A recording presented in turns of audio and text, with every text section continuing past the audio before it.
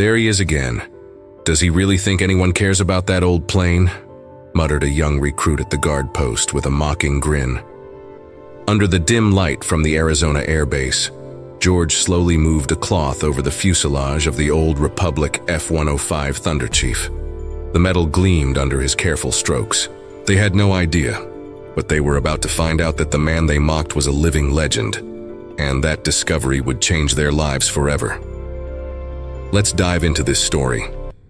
George Murphy lived alone in a small house on the outskirts of town, not far from the airbase. He had retired from the Air Force decades ago, but George never truly left that world behind. At 84, every single day without fail, he drove to the main gate of the base, and every single day without fail, he quietly walked over to the F-105 Thunder Chief that stood at the entrance like a monument. The plane had been there for years, an open-air museum piece most people snapped a quick photo of before moving on. But for George, it was different. He knew every rivet on that fuselage, every curve of those wings. He knew the roar of those engines as they climbed into the sky, and the haunted silence that followed a mission completed. George never spoke about the past. When someone from the base greeted him, he'd offer a polite nod and go back to his work. When they asked why he kept cleaning the plane, he'd simply say, "Someone's got to take care of it." Every morning his presence had become part of the base's scenery. The guards recognized him by sight. The administrative officers and young pilots saw him as a curious but harmless figure. The old man with a strange fixation on vintage aircraft. The teasing started off subtle. "The Guardian's here early today," announced Blake, a young recruit who had spent the night on gate duty. He had come up with an elaborate theory that George was a retired base mechanic now suffering from empty hangar syndrome, a completely made-up condition he described in comical detail during morning briefings. Symptoms include a compulsive need to polish metal and imaginary conversations with aircraft, Blake would say, drawing laughs from everyone in the room. Matthew, another young man on base, joined in on the jokes too, but always with a hint of hesitation. There was something about George's posture that struck him. George didn't clean that plane like it was a chore. He did it like it was a tribute. The teasing escalated when a rookie pilot suggested they take up a collection to buy George better cleaning supplies. "Poor guy's probably using dish soap from home," the young man joked, sparking another round of laughter. But George kept to his routine, unfazed. If he heard the jokes, he didn't show it. He arrived early, cleaned in silence, and left quietly. His dedication never wavered. His dignity remained untouched. To the young pilots, his calm demeanor only confirmed what they believed. He was just a lonely old retiree trying to feel useful. They had no idea how wrong they were, and they had no idea that their ignorance was about to be shattered, completely and irreversibly, by the weight of reality. The shift began on a Tuesday, when an anonymous call came into the base's security department. "There's an elderly man who shows up at the main gate every day," said a concerned voice. "He messes with the display aircraft and no one really checks his ID. I thought you should look into it." Sergeant William Torres, head of internal security, jotted down the report with a hint of skepticism. He recognized George by sight. The man had been coming to the base for years without causing a single issue. But rules are rules, especially on military grounds. The next morning, Torres approached George as he was wiping down the right wing of the F-105. "Sir, we need to talk," Torres said, trying to sound respectful. George stopped what he was doing and turned around. His eyes were calm but alert. "Of course, is there a problem?" "Can I see your ID, please?"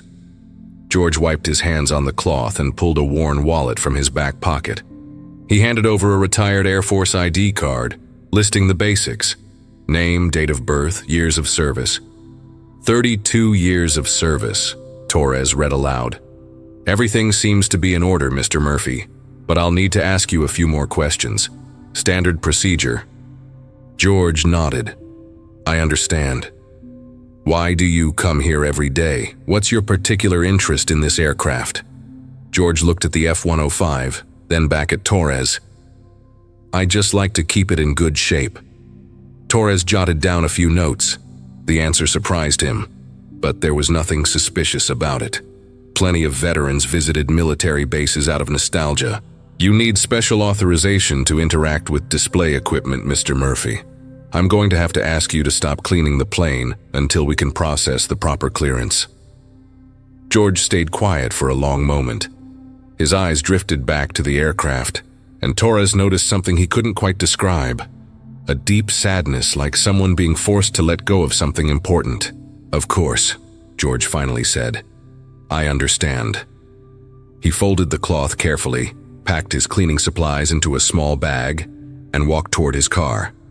Before leaving, he turned one last time to look at the F-105. Torres felt a strange tightness in his chest. There was something in that look that disturbed him, not the look of someone caught doing something wrong. It was the look of someone being separated from home. In the days that followed, George didn't return. Dust began to gather on the F-105, and some base personnel quietly mentioned how they missed the familiar figure who had always been there. But the young pilots celebrated in hushed tones. "Finally, someone dealt with the crazy old man," Blake said. They didn't know the investigation had only just begun, and they had no idea that what was about to be uncovered would turn every mocking word they'd ever spoken into lasting regret. Colonel James Tyler was reviewing security reports when a familiar name caught his attention in Sergeant Torres's file. George Murphy. Tyler frowned. There was something about that name, something important, that tugged at his memory, though he couldn't quite place it. He decided to dig deeper. 2 days later, he called Torres into a meeting at the command office. "Sergeant, tell me more about this George Murphy, the man who was stopped from cleaning the F-105 at the front gate." Torres recounted the incident, describing George as a veteran who seemed to have a nostalgic attachment to the aircraft. Tyler nodded, but something still didn't sit right. He asked Torres to retrieve more detailed records on Murphy's military history, while he checked the base archives himself. It was in the command room, surrounded by decades of historical photographs, that the truth finally surfaced. Tyler paused in front of a framed photo taken in 1972. The image showed a group of decorated pilots during a military honors ceremony. His eyes locked onto a young face at the center of the picture. A man in his early 30s. The plaque read, "Lieutenant George Murphy, awarded the Air Force Cross for extraordinary valor, rescue missions in Vietnam." Tyler felt a chill run down his spine. He quickly searched through more files, uncovering additional references to George Murphy, each one more astonishing than the last. George Murphy wasn't just another pilot. He was a legend. Between 1970 and 1973, he had led some of the most dangerous rescue missions of the Vietnam War, flying F-105 Thunder Chiefs deep into enemy territory to extract wounded soldiers and downed pilots. His records listed 47 combat missions, 12 successful extractions, and the documented saving of over 200 American lives. Tyler held the photo in trembling hands. The man who had been treated like an eccentric retiree by the young pilots was, in fact, one of the most decorated heroes the base had ever known. And for 3 years, he had quietly cleaned the same model of aircraft he had flown on life-saving missions. When Torres returned with the requested files, he found Tyler still standing in front of the photograph, stunned. "Sergeant," Tyler said, his voice steady but heavy, "we've made a terrible mistake." The truth had finally come to light, but now they had to figure out how to make it right, and how to explain to an entire base that they had treated a national hero like an inconvenient outsider. The next morning, General Harrison was visiting the base for a ceremony. Colonel Tyler approached him quietly, knowing that Harrison had served in Vietnam during the same years as George Murphy. "General, do you remember a pilot named George Murphy from the 1970s? Harrison's face lit up instantly. "George Murphy? My God, that man was the reason so many soldiers made it home to their families." He paused, noticing the worried look on Tyler's face. "Why are you asking?" Tyler explained the entire security investigation. With each detail, Harrison's expression grew darker.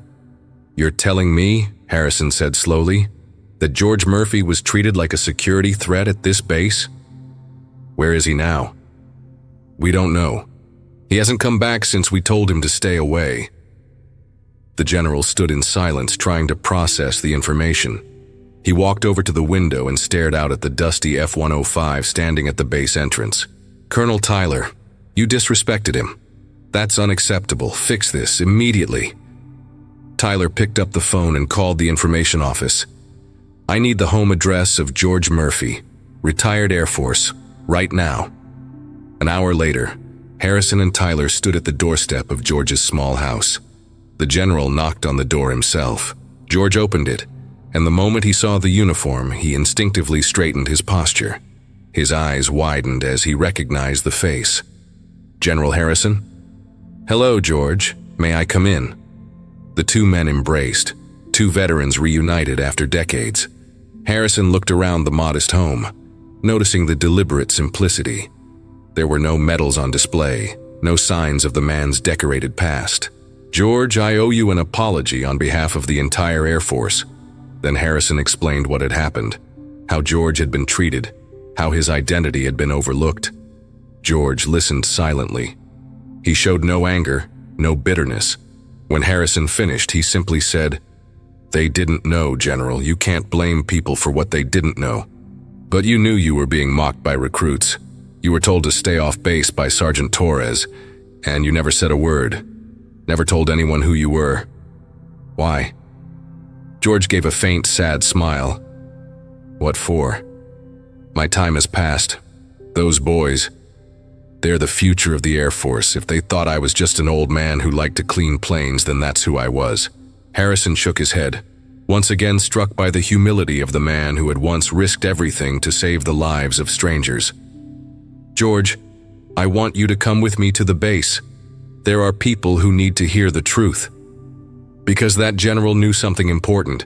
Admitting our mistakes is the first step toward redemption. And some mistakes are too great to be corrected behind closed doors.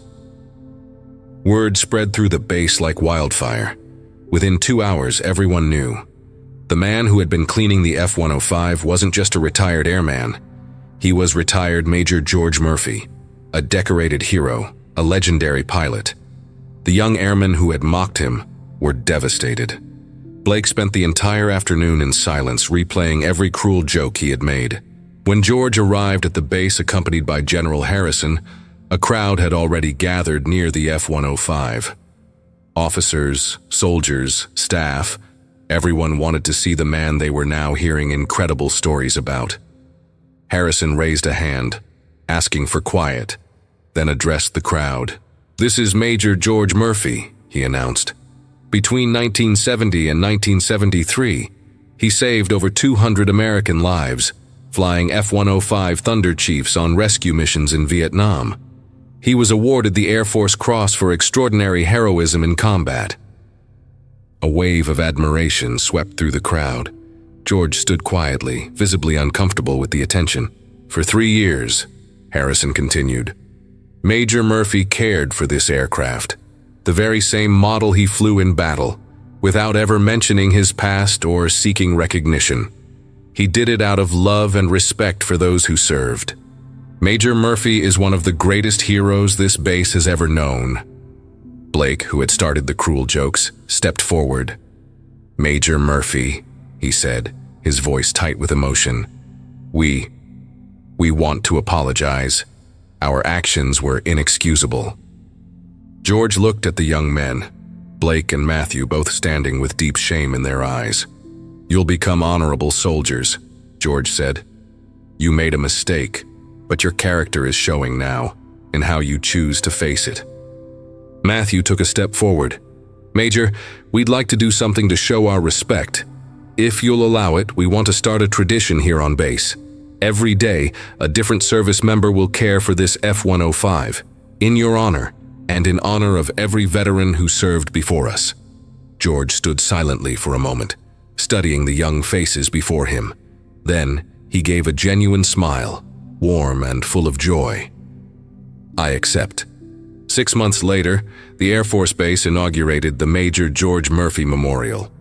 A bronze plaque was placed beside the F-105, telling his story and honoring all the pilots who served in rescue missions. But the real memorial wasn't made of bronze. Every single morning, without fail, a different service member arrived early to care for the F-105. George continued to show up each day. What he never told anyone, and what no one ever discovered, was that this wasn't just any aircraft. It was the exact plane he had flown decades earlier. To him, it was an old friend, one he could never walk away from. But now, he didn't work alone. Young soldiers made a point of joining him, listening to his stories about flying, about leadership, and about what it means to serve something greater than yourself. And every morning as the sun rises over the Arizona desert, a Thunder Chief gleams in the light, cared for by people who learned that honoring the past isn't about statues or ceremonies. It's about tending to the memories that shaped us. And George Murphy, without ever intending to, became the teacher of that essential truth. If you enjoyed this story, let us know what you thought in the comments. And don't forget to click the like button and subscribe to the channel so you don't miss the next one.